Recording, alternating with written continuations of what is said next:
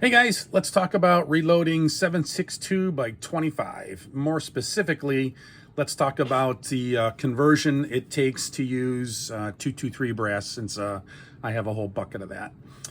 I've read a few things online. There's some confusing and sometimes contradicting information out there, so hopefully this will add a little clarity to that and give you a direction to go to.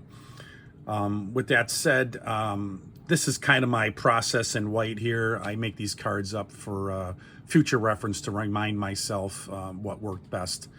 But to look at this conversion, you're basically going to approach it from one of two ways, more or less. If you are doing your resizing, I guess I should step back a second. The issue when you use 223 brass and you resize that is the neck thickness can be as much as, at least on my brass, I was as much as 17.5 thousandths. And that's just too thick. It's not going to, most likely it's not going to chamber in your gun.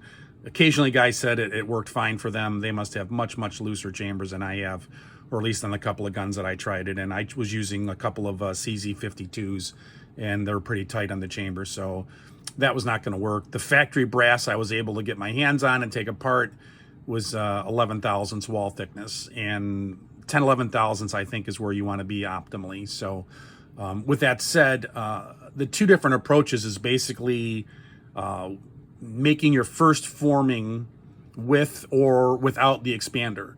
And basically that difference is, if the wall thickness is going to vary, which it will, if you've got the expander, you are uniforming the ID, which means the excess variability is pushed to the OD. So when you're reaming, whether it's a drill or a reamer or whatever, when you're uniforming the ID that's already been uniformed, you are not going to get a consistent wall thickness. It's just that simple. And you can see my results. I had as much as 15 thousandths after the process when I'm shooting for 10 or 11. So could I run that again through the process several times? Yeah, you could. Doing things over and over isn't my idea of being efficient. So I don't like that particular approach. So instead, what I opted to do was I sized the brass with no expander. Okay, so now you are uniforming the OD of the neck. You can see I have 318, 317, all in that range, right? And the variability is pushed to the ID, which is great because we are going to ream/drill the ID and uniform the ID. So the most common thing I see online is to do that. They kind of don't really mention removing the expander, but I think that's obviously critical. But they talk about using an end drill. And I think that's 302 if my memory serves me on the diameter. But for whatever reason, I did that and I had a little bit of variability. You can see I was from 8 to 10. That's not horrible, I guess. I really wanted to be in the 10-11 range. So using that bigger drill was making it a little bit thinner than I would have liked. So I ended up looking for something in my drawer that was 298. Now, 1964 is 296 and change. The one I measured was 297, which kind of brings us to a good point, right?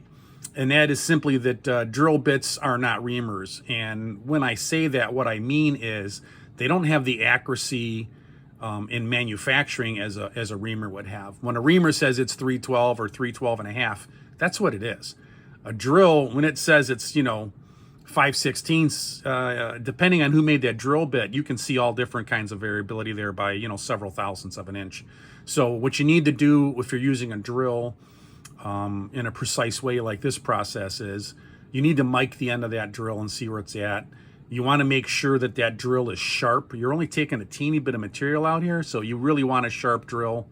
So if you need to touch up your drill before you start, please do that. And then you got to remember too, either process, you want to be gentle, whether you're reaming it or drilling it.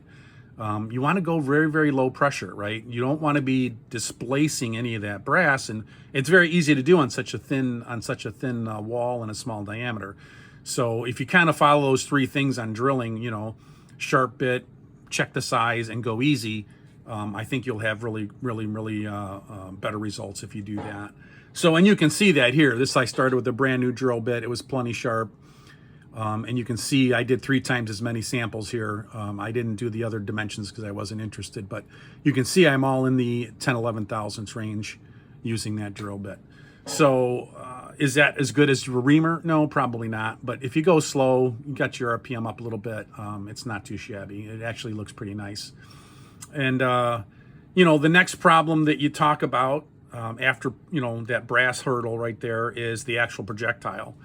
And in my case, you know, well, everybody's case, actually, what makes that challenging is you've got a very short neck. So getting the proper bullet tension there is a little bit challenging.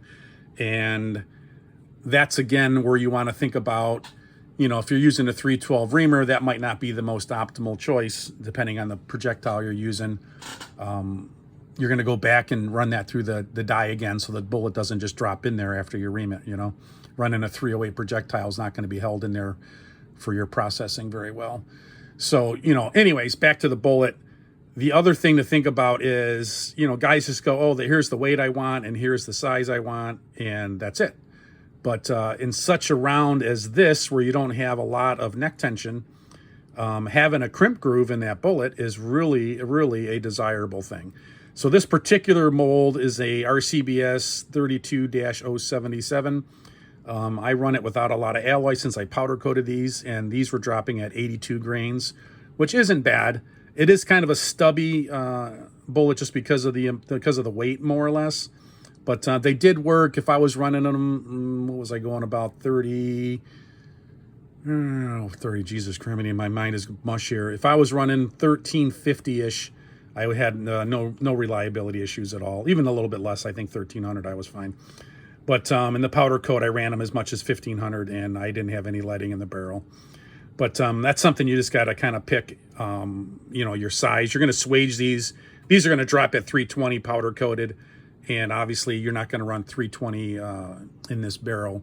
So I went and tried 311s. I was having some battery issues, and that was also during my thicker brass experiments.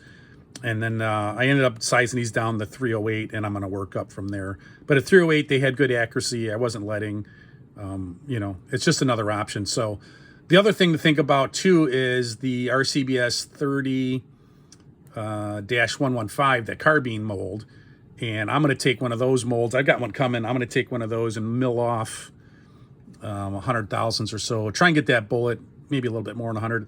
Try and get that bullet in the 90, 95 range and see what I can do there.